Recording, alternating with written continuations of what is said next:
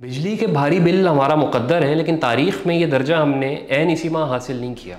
400-500 बरस से हम इन दिनों की तैयारी कर रहे थे। जब मगरिब ने ट्रेन ईजाद की उस वक्त हम उन लोगों से शायद 100 बरस पीछे हों। अब इतना पीछे हैं कि ये फ़ासला वक्त की मौजूदा पैमाइशों में नापा नहीं जा सकता। मेरे हिसाब से अब वक्त आ गया है कि हमें उस दुनिया को लौट जाना चाहिए जिसे तारीख़ ने हमारे लिए चुना था। वो दुनिया जहाँ गैस, बिजली और मोबाइलों के बग़ैर गुजारा हो सकता हो, जहाँ कोई बड़ी बीमारी हो जाने की सूरत में बग़ैर हस्पतालों के बिल दिए मरा जा सके और किसी वबा की सूरत में दरवाज़ों पे मुक़द्दस हुरूफ लिखकर अंदर बंद रहा जा सके। हम लोग हमेशा से मगरिब की हर इजाद सुकून से इस्तेमाल करते आए हैं, लेकिन उसका मुतबादिल कुछ भी कभी भी नहीं सोचा। तो ये होना था।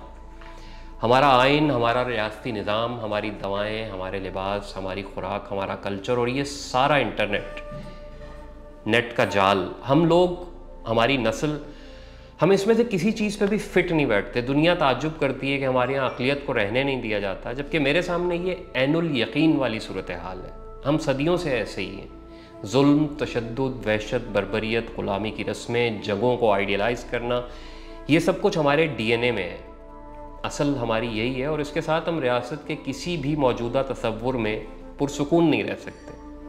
गारों के दौर में रहने वाले किसी आदमी को आप फ्रिज, AC, मोबाइल इस्तेमाल करना सिखा तो सकते हैं, लेकिन उससे तसव्वुर नहीं कर सकते कि वो इन इजादात को किसी भी तरह थोड़ा सा आगे बढ़ा सके, मज़ीद डेवलप कर सके। हम वही हैं।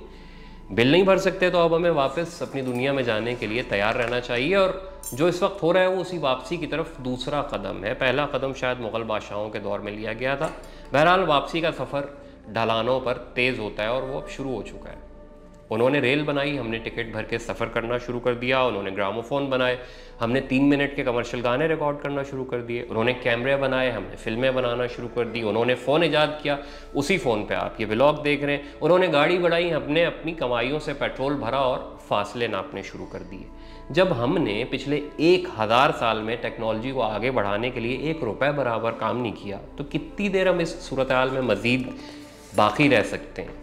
मैं नहीं तो मुझसे अगली नस्ल, वो नहीं तो उससे अगली, उससे ज़्यादा कुछ भी नहीं। तारीख़ गवाह है कि ऐसे बहरानों में पहले गरीब लोग फंसते हैं, लेकिन फंदा फैलते फैलते बिलाखिर बस्ती के हर बासी के गले में फिट आता है। लेक्चर बहुत हो गया। इस वक्त क्या हो सकता है? दिल की गहराइयों से कह रहा हूँ, कुछ भी नहीं हो सकता। मैंने हमेशा से अपने मुल्क के पासपोर्ट को दुनिया भर के आखिरी नंबरों पर देखा है। हमारी नस्ल कलर्ड लोगों के ज़ुमरे में आती है। दुनिया को हमारे मुतालिक जिस किस्म के भी फोबियाज़ हैं, अफसोस कि मैं उन सब के लिए न सिर्फ अपने आप को कसूरवार पाता हूँ, बल्कि उन्हें दुरुस्त भी समझता हूँ। मैं ये भी समझता हूँ कि उन्होंने जब भी हमारे लिए अपने ख़ित्ते के दरवाजे खोले, उन्होंने भयानक गलती की। वो अब संभल रहे हैं और इमिग्रेशन टाइट करके बेहतरीन काम कर रहे हैं। कल मेरे मोहतरम उस्ताद आरिफ वक़ार साहब से फ़ोन पर बात हुई। वो लंदन मुक़ीम है। उन्हें मैंने कहा कि सर, पहले ये होता था कि बाहर मुल्क बैठकर पाकिस्तान के हालात जितने ख़राब नज़र आते थे उतने होते नहीं थे। अब ना सिर्फ ये कि जो नज़र आ रहा है वही चल रहा है, बल्कि बहुत कुछ ऐसा भी चल रहा है जो नज़र नहीं आ रहा। यकीन मानिए, ये सब अचानक नहीं हुआ। जिस वक्त सोना 4000 रुपये तोला था, उस वक्त मिडिल क्लास की तनख्वाहों में 1 तोला सोना शायद आ जाता हो। अब वो भी नहीं आता। अब तो रोटी भी नहीं आती। अब शायद सिर्फ एक काम हो सकता है, सोचना छोड़ दें, जद्दोजहद छोड़ दें। जो भाग सकता है बाहर भाग जाए, लेकिन जहेज़ में अपनी तहज़ीब और कल्चर मत लेके जाए। उसे यहीं छोड़ देना बेहतर है। शुक्रिया।